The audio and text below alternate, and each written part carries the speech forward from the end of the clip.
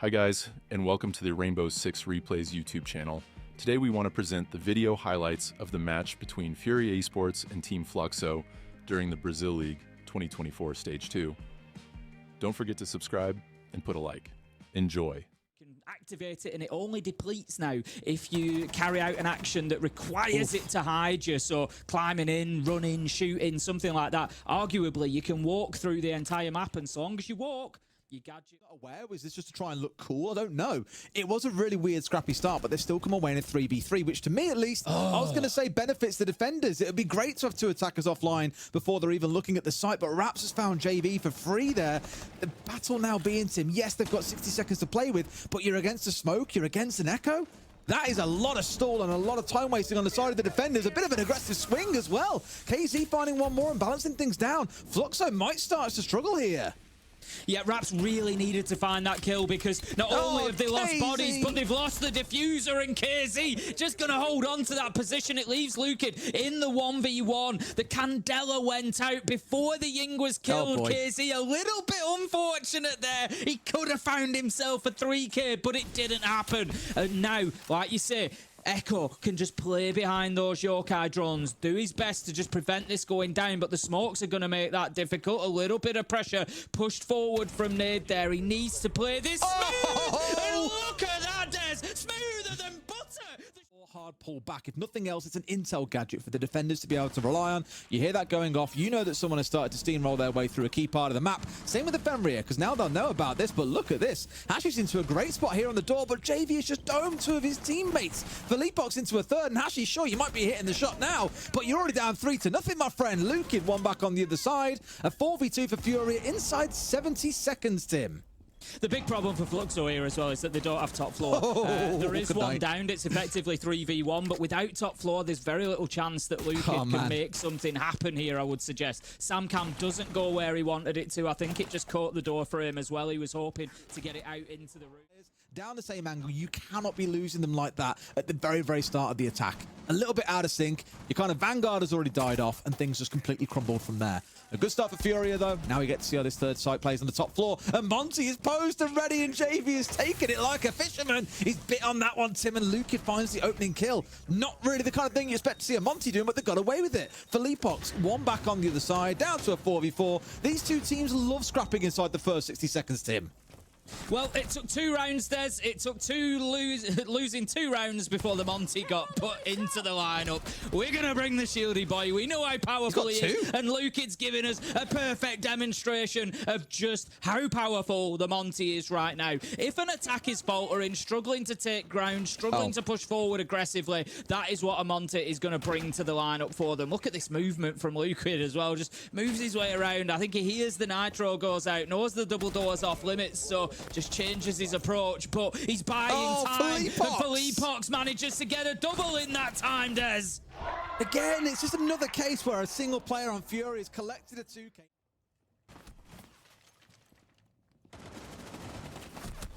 Heard it before, no, too hard. Used in and they've seen things that in one did come down to one versus one. Recall it was that great little and denying them access to those hatches, but also his gadget develops over time, so he's going to lose a bunch of those goo mines now, so it's really going to free up that approach for Fluxo. And more importantly still, I spoke about breaching hatches.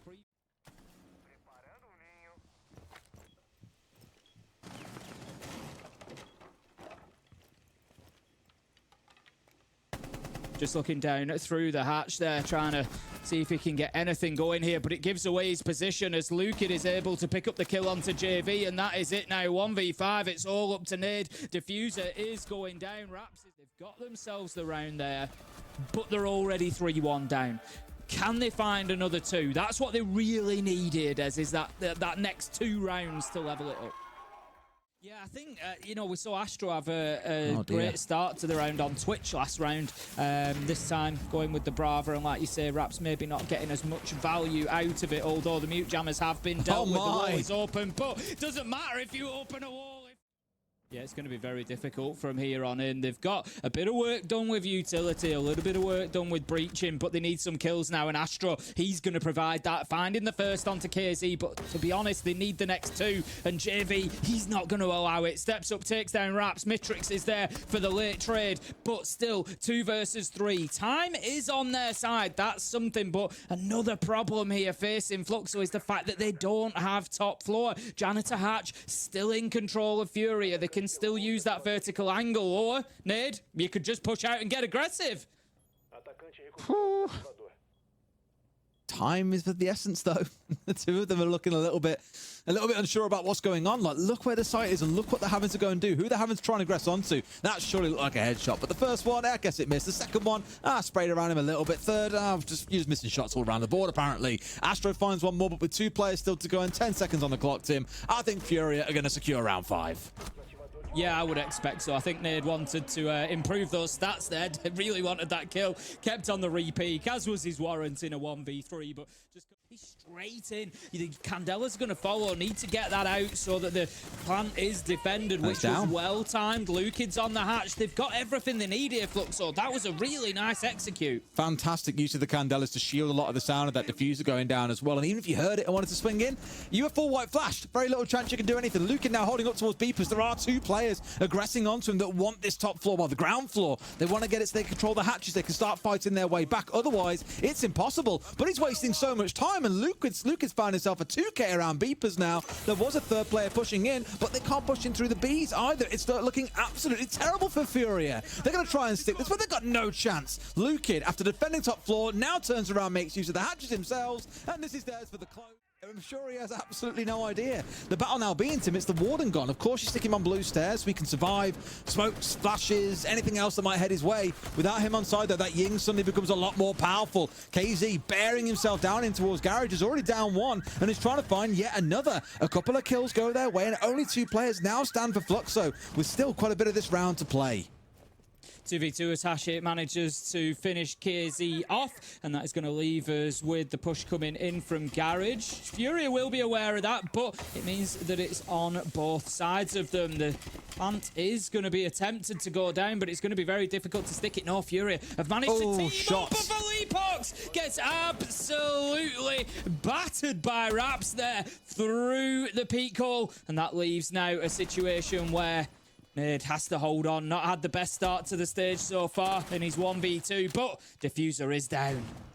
They've really got to hunt him down, and they've got to play for the 2v1 here, but no, they're giving the 1v1. The last man's the one that they need. Does he know that he might be working his way in behind? No, he is coming from Vault, and they know about it as well. Sits in behind cash table, waits for the man to swing round. It's a spray through the cash money, but Raps comes out on top in the 1v1, and Fluxo is going to win 7 and 5. That's the Furia curse is the problem. Oh, that was a beautiful shot from Herds. The pre-fire swinging around, and then I really did think KZ was going to clear Garage out completely, but that was actually a really important moment there when Hashi stands tall in Garage and gets that kill onto KZ. That allows them into that 2v2 situation, and they're able. When the audio dies, you'll be glad I'm here. That's all I'm saying. We cut game sound at some point. Let's get in practice in now. Ready?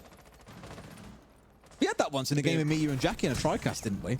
Oh, goodbye, Matrix. Yeah, we had one caster doing sound effects, one cast, and I think 2 doing sound effects and 1 cast, and it was brilliant. Anyway, here we go. There's the Furia landslide that we're so used to. 3 players, 4 players fall by the wayside. And for Fluxo, the round's looking a little bit rough. Last man left standing in Raps is full white screen at this point. That Ying just being so oppressive to deal with. The plant was going down regardless. And that one, all too easy for Furia. They're starting to work the angles now where they know those bodies are going to be. They've given themselves such limited control. Giving up stock, for example, means they can't play in the south side of open area. And by leaving all these walls soft, you completely expose yourself. And sure enough, look what's happened. Furia have got players on every single side of this little death box that Fluxo have made for themselves and have completely crushed them. They might have a player or 2 downstairs, but Furia have got that accounted for as well, Tim. Diffuser's going down. This defense has just been a little bit too weird for me, Tim. Not quite pulled together enough. Luke finds a couple. The hip fire on the second is nice. Onto a triple, but he's got to find them all, Tim. And the problem is, look who's in front of him. It's a Monty, and this is never a fun position to be in.